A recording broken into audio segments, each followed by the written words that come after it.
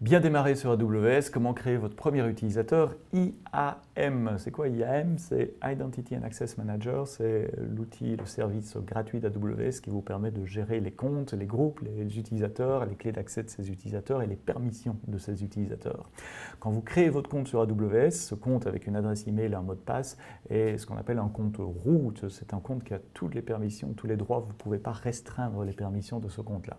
De la même manière que vous ne travaillez pas avec le compte administrateur sous votre PC Windows, sous votre compte root sur votre PC Linux, nous vous déconseillons de travailler toute la journée avec le compte AWS Root, mais nous vous conseillons plutôt de créer un utilisateur IAM qui aura tous les droits d'admin, parce qu'avec cet utilisateur-là, vous pourrez facilement changer les permissions en cas de compromission du compte, par exemple. Donc quand vous vous connectez sur votre console AWS, en français, vous êtes par défaut sur le compte root, et vous pouvez le voir parce que c'est votre nom qui est là en haut à droite de l'écran. Si vous voulez créer un autre utilisateur, vous allez dans IAM, Identity and Access Manager, et vous verrez sur la gauche, vous voyez les groupes, les utilisateurs, les rôles, etc. Ici, j'ai déjà quelques utilisateurs qui sont créés sur ce compte-là, mais nous allons ajouter un nouvel utilisateur. Il s'appelle Démo, par exemple.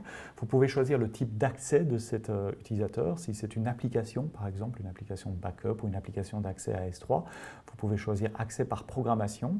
L'accès par programmation ne se fait pas avec un nom d'utilisateur et un mot de passe, mais avec une access key, une clé d'accès, une clé secrète, secret key. C'est un peu la même chose, mais réservé pour les applications. Si vous utilisez la ligne de commande, l'outil en ligne de commande AWS, vous avez besoin également de cet accès par programmation. Si vous voulez un accès interactif avec la console, vous devez choisir accès à AWS Management Console. Vous choisissez si le mot de passe va être généré automatiquement et si l'utilisateur doit le changer, ce qui en général est le cas. Ensuite, vous pouvez rajouter cet utilisateur à un groupe ou copier les permissions d'un autre utilisateur ou attacher une politique de sécurité. Et ici, on va attacher la première politique de sécurité, Administrateur Access. Donc, mon utilisateur démo, il sera administrateur de mon compte. Dernière étape, vérifier les paramètres que nous avons rentrés. Et si c'est bon, on crée l'utilisateur. Ici, on voit que l'utilisateur a une clé d'accès secrète et un mot de passe.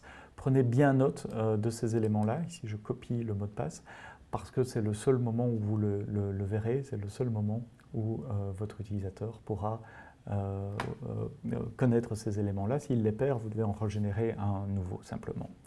Pour se connecter, vous avez une URL personnalisée. Par défaut, c'est le nom de votre compte, le numéro de votre compte qui est affiché là. Ici, moi, je l'avais personnalisé pour que ce soit AWS SST. Et donc ça, c'est l'URL que vos utilisateurs doivent utiliser pour se connecter avec leur compte. Donc, on va essayer de se connecter avec ce compte démo qu'on vient de créer ici. Je vais me déconnecter de mon compte root. Et en principe, je n'utiliserai plus jamais mon compte root, sauf pour quelques opérations parfois qu'on ne peut pas faire en tant qu'un utilisateur IAM. Je vais demander de me connecter sur un autre compte. L'alias que j'ai créé pour ce compte s'appelle AWS SST. Allons-y. Et là, il me demande qui je suis. Je suis démo et mon mot de passe, c'est celui que je viens de copier ici. Donc on voit que la toute première fois, il me demande de me reconnecter, de changer mon mot de passe.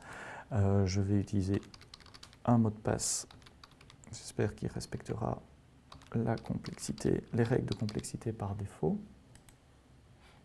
Je n'ai pas besoin de le sauver.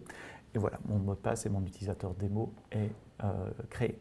Dernière chose à faire, une fois que vous avez votre utilisateur IAM, je vous conseille fortement d'abord de vérifier que vous êtes bien authentifié sur le compte IAM. Vous voyez, c'est demo@AWSST ici qui est marqué en haut à droite. Et puis si vous retournez sur le service IAM, vous allez pouvoir enregistrer un authentifiant multifactor pour faire de l'authentification multifactor, donc l'authentification avec un one-time password. Ici sur mon utilisateur démo, je peux voir les différents accès de sécurité. Je peux voir quand ce compte a été utilisé. Je peux voir les différents balises, les différents tags, les différentes autorisations, par exemple, qui ont été attribuées à ce compte. Pour créer un compte, un one-time password, vous allez sur appareil MFA et vous pouvez utiliser soit une application sous Android ou iOS, l'application Google Authenticator ou HDE OTP, n'importe quoi qui a le nom OTP parce que c'est un standard qu'on respecte, une clé YubiKey ou une clé Gemalto par exemple. Je vous laisse découvrir comment fonctionne l'appairage.